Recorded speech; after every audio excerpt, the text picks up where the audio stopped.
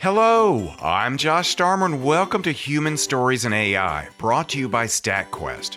In this series, we'll hear about the career journeys of passionate AI experts. From their humble beginnings to conquered challenges, we'll be inspired by the real-world experiences of professionals thriving in the ever-evolving AI landscape. Today, we have special guest Nana Janossia of the insanely popular YouTube channel Tech World with Nana.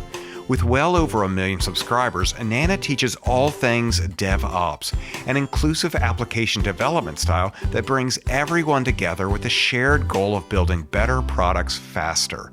So, without further ado, Nana, can you tell us about your journey to where you are right now with Tech World with Nana? How did this all start? I will just go back to the very beginning of my IT career, which I started as a software developer. So basically, I had a marketing degree, and I looked at the job descriptions out on the market, and I was like, I need a job that is much safer and much more demanded, where I'm not going to have a problem finding a job. And that's how I made a very pragmatic choice of getting into IT without having any pre-knowledge, knowing anyone in my circle who was in IT, so just blindly going into that direction just because I wanted job safety. And that's how I started learning software engineering. I became a software engineer pretty quickly. Like in the second semester, I already got an internship, and that's basically how I started getting all the experience that I have from work. I even dropped out from the third semester because I realized I was learning way more at actual project at work. And then very slowly, because I think also people don't realize IT is such a vast thing. Like you have, so front-end development, back-end development, you have data science, you have DevOps, cloud. Like these are so different, so many types of different fields that you may be a completely good fit for one specific profession, but very bad for another one. And for me, it just turned out I liked engineering, but I was much more prone to the DevOps type of tasks, even though I didn't know that it was DevOps back then. So I was for example, in our team, I always like to configure stuff to make the builds faster instead of actually programming some logic in the application, and configuring the servers and this kind of stuff. And then eventually, I got into cloud, and then I learned Kubernetes, and that's how I immediately realized this is what I want to do. This is much more interesting for me than web development or software development, and I went just full in DevOps, cloud. Kubernetes was my favorite technology for a while.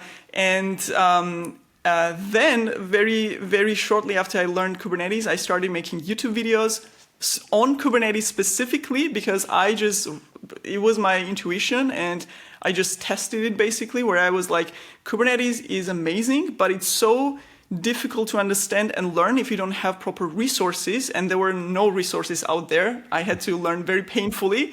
So I was like, maybe I should create some tutorials because I have really good understanding of Kubernetes now, so maybe I should make this journey easier for other people, other engineers than I had myself. And that's how our YouTube channel basically started, and then the rest is history. Now we are here with over 1 million subscribers, staying in the DevOps niche, which was also interesting because very early on we decided I'm not going to do programming tutorials, software engineering tutorials. I'm just going to focus on DevOps and cloud technologies. Oh, wow. That's amazing. How long did it take to go from, your first video to where you are now? How long have you been on YouTube? It was a very fast growth, actually. When we started, it was just a side project for us. I literally wanted to get a playlist of Kubernetes out there, and that was it. So me and my co-founder, she was doing the animations, like graphics and kind of stuff, and she was researching, Googling, how to create a catchy title for a YouTube video and how to do the description and stuff. So before we were done with YouTube playlist, so I had planned out the entire the playlist and curriculum, the channel already started getting a lot of traction, and we saw this feedback from engineers who were like, finally, I found a very understandable tutorial on Kubernetes. This is so helpful. I need this for my job. So that was the feedback pretty much at the beginning, because we were posting our videos because it takes time on YouTube to be discovered. So we were posting them actively in Facebook groups and Reddit groups. We were, of course, blocked by a lot of groups and admins because you can't self-promote or whatever. But before that happened, like we would get hundreds of thousands of upvotes, and that's where we realized that we were onto something here with our channel. Within amazing. first year, we were at 90,000 subscribers, Wow. and at the end of second year, we were already by 500,000. Wow. And this year in February, so that was after 4 years of starting the channel, we passed 1 million. So for me, I think it was a pretty fast growth. Yeah, that's amazing. That's a great story. This is going to sound like a really stupid question, but we have a very general audience, including me. So this is really a question just for me. Can you, in simple terms, describe what Kubernetes does? Oh, okay. Yes.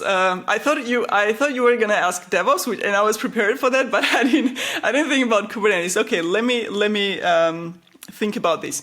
So, very simply explained, in a modern world of software applications, which are much larger than before. So you had like this simple web server. Now you have literally thousands or tens of thousands little containers, and they have to run on lots and lots of servers. So basically what Kubernetes does is you take 1,000 servers, and it basically creates a layer on top of that to make those 1,000 servers into a one powerful, large, self-managing server. So that's basically what Kubernetes does. And then you can throw containers like Docker containers on that huge, powerful, self-managing machine, and it will, start and stop containers automatically. If they crash, they will restart it. You can put like load balancing and all sorts of cool stuff. So that's my, simple definition of Kubernetes. Oh yeah, so it basically treats a large cluster of computers as if it was just one, and so it's a lot easier to manage. You don't have to log into 1,000 different computers and tweak Exactly. a little file Yes. here and a little file there. You can just treat it all like one, and I can obviously see how that would make life a lot simpler. Yes, yeah. So so one sentence description is, I usually say it is an automated operations engineer for your IT infrastructure where the applications are running. Awesome. Very cool. So I guess the next question is, can you tell us about your relationship with Give Internet? Yes. So this is actually a startup that is doing a really cool thing. The first contact I had with them, I actually created this little interview because they were doing a project in my home country of Georgia, and cool. the main thing that they are doing, which is actually really cool, is to provide internet access and basically laptop to connect to that internet to people who don't have that access. And for me, because what we are doing, what both of us are doing through YouTube is, for example, we try to make education in certain tech areas, which are very highly demanded, accessible for everybody in the world, right? So it doesn't matter if you have money or not, if you live in India or in North America, it doesn't matter where you are. Everyone has access to YouTube, and they can consume and learn these technologies, and in a lot of cases, they can find a job, like they can make an actual career change through these tutorials. So we make, like all the online creators, we make education accessible for everyone. But what they do, what Give Internet does, is basically go a step further, because there are still, which is very hard to imagine for a lot of lot of us basically with daily internet connection, but there are millions, hundreds of millions of people who don't have internet access. So they don't even have access to those free resources online, to YouTube education, to Googling things or asking ChatGPT for help. And when you think about the education is such a powerful thing and gives you such an advantage, and when you don't have access to that education in any form, whether it's internet or on-site education, that puts you in such a disadvantaged position. And the shocking thing is that there are literally hundreds of millions of young people who should be going to school, who should have access to education, but they don't because they don't have internet, they don't have laptops. Even if they live in an area where there is internet coverage, they don't have that access. So they're doing an amazing thing globally, like worldwide, which is amazing.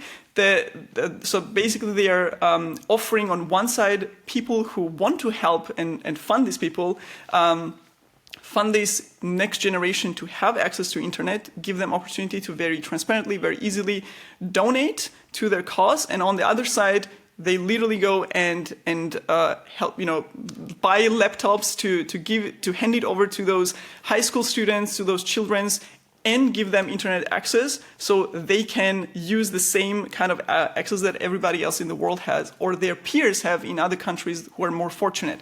So that's basically their mission, and I think they're doing an amazing job.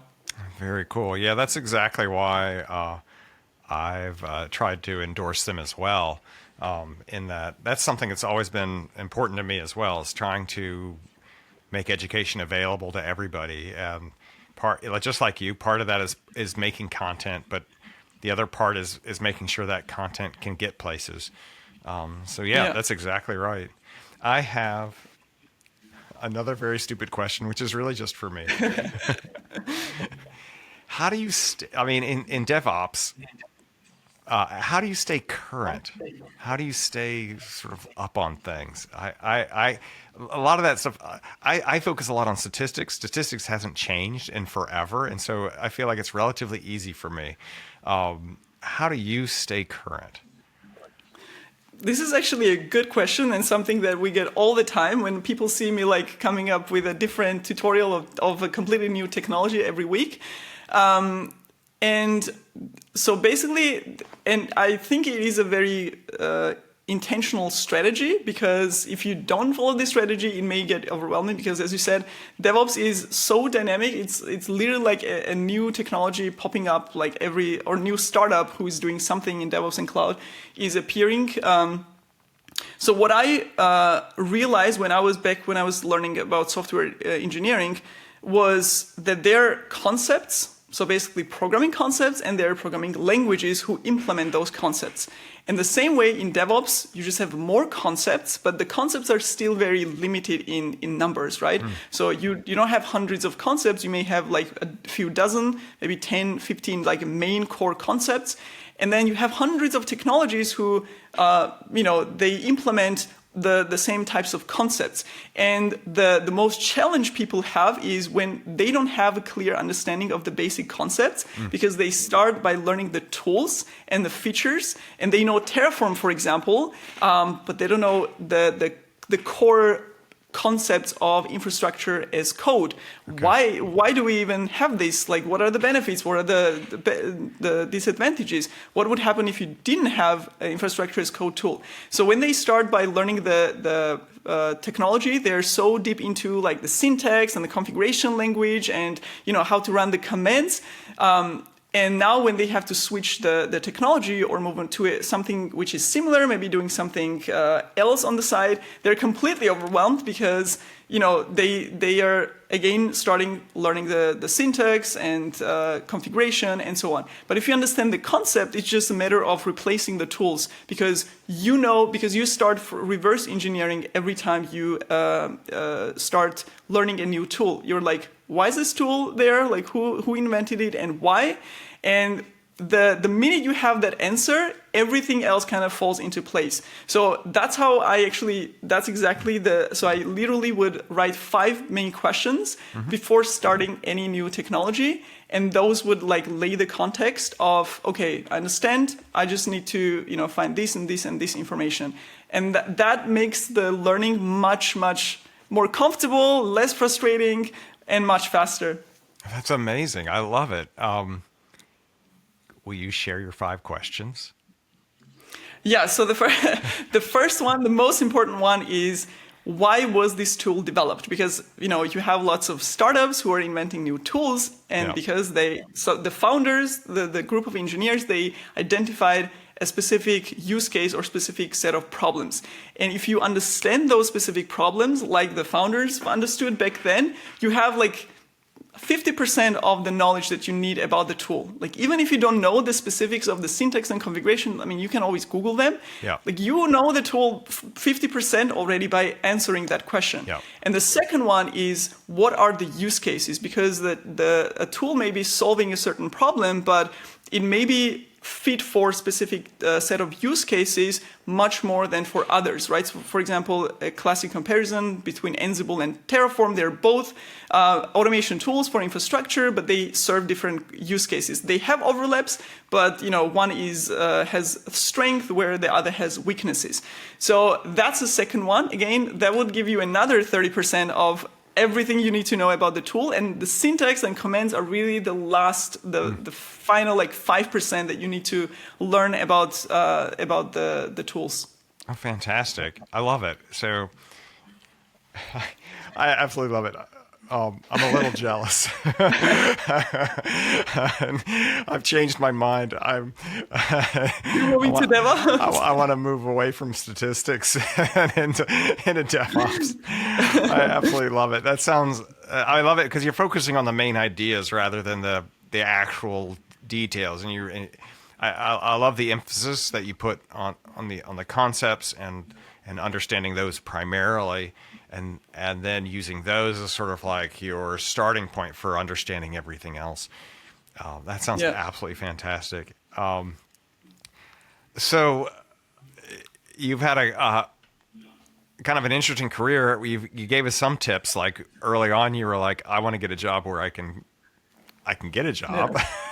Yeah. and then you found a problem that needed to be solved. Right? There were terrible Kubernetes tutorials out there, and you were like, there's got to be a better tutorial. And so you made that tutorial, and then you posted it, and holy smokes, 4 years later, you've got over 1 million subscribers. So I was wondering if there's anything else you can, if you have any other advice for people that might want to follow your footsteps, either as someone in DevOps or I guess as a YouTuber. Holy smokes, you've got these two very successful areas.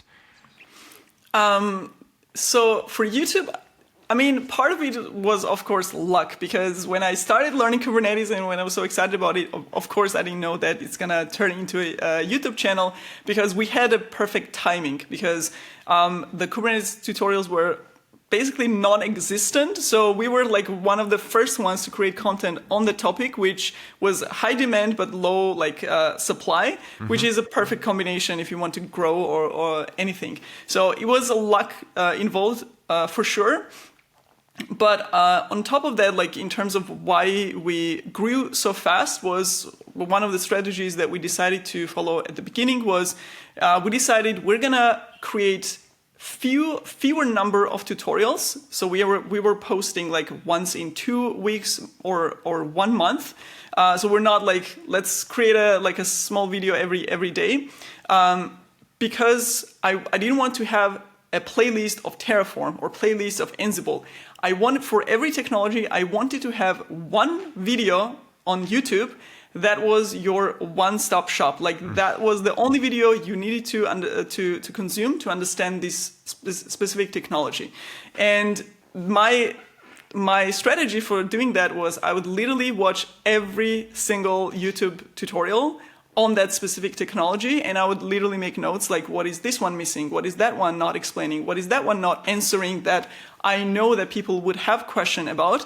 And I would structure my questions based on I would structure my videos based on the questions that I thought that a beginner would have as they progress through the tutorial. And I would just write answers to those as a script. And that was the structure of every video. And I also structured them the way I learn new technologies, which was, why was it created? What problem does it solve? What is the solution? And how does this specific technology implement that solution? And then, some details on configuration. And I think that from my perspective, that definitely contributed to people sharing our videos with their community, which again then tells YouTube, okay, this is something very important because it's been shared externally, and then YouTube promotes that to viewers in in that specific group. So the first one we saw was our Prometheus tutorial was suddenly spiking in YouTube analytics. It was like, what is happening? So YouTube basically realized that people were sharing the Prometheus tutorial so much off YouTube, like on LinkedIn posts and so on, that it started promoting that video to on YouTube homepage to lots of people, and that's where we started. Okay, now the channel is growing really fast, and we just try to do that over and over again. So that's the YouTube part with DevOps. The only suggestion I have is just you have to be curious and you have to be learning constantly. Like that's the only way to do that, because it is definitely very time consuming and very resource consuming. Like as an engineer, you have to be learning constantly if you want to be successful in DevOps. So one last stupid question that is really just for me. So I do YouTube, but I just do it by myself. I am the whole team. You, on the other hand, have a partner and work as a team. Can you tell me about that? What was the decision to do this as a team? Can you tell me details of like how do you guys operate as a team? Personally, I'm incredibly curious about this. You have great questions, by the way. So we started the YouTube channel together because we were working on a startup together. So as I said, this was a side project. So we already had thought of this idea that we're gonna revolutionize, whatever, the ambitious startup ideas that you have. The first two startups that we worked together were complete failures, and we had like a small time window to start the YouTube channel. And because we were already a team, we started working together. It is much easier and like completely life-changing if you have a partner with a very specific complementary skills. So something that doesn't overlap with yours, which is the case with me and my partner. So she is doing all the animations, all the visuals, posting on YouTube. I just record the video, I do research, record the video, and just throw it over to her, and she does like the rest of the stuff. And having this kind of partnership, like you can brainstorm together, it has a lot of added benefits, but again, if you don't have any overlaps, because I think if I had another partner who also wanted to create tutorial videos and talk into camera, we would need a third partner who would be doing the backend stuff. So I see a lot of YouTubers who are doing it like you are, which is they're the creator, they're the editor. In case you don't have the animations, maybe you have a little bit less effort, which are very, very successful. So I think it is obviously in your case, you're a good example that it's absolutely possible to do this. I wouldn't want to do it alone, to be honest. Yeah, I'm a little jealous about that too. I think it'd be fun to have someone with very complementary skills. But it's amazing. I mean, it's very cool that you were able to find someone that kind of like had just the right skill set and just the right interest, but also shared vision in terms of like what you want the channel to do and where you want it to be.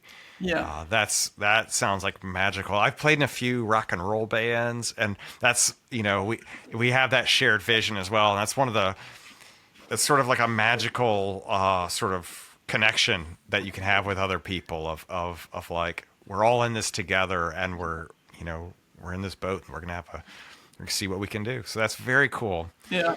Well, Nana, thank you very much for being on the show. I really appreciate it. It was great talking to you. I learned a lot personally. These are great. So thank you. I'm happy. I'm very happy to hear. Thank you for amazing questions, by the way.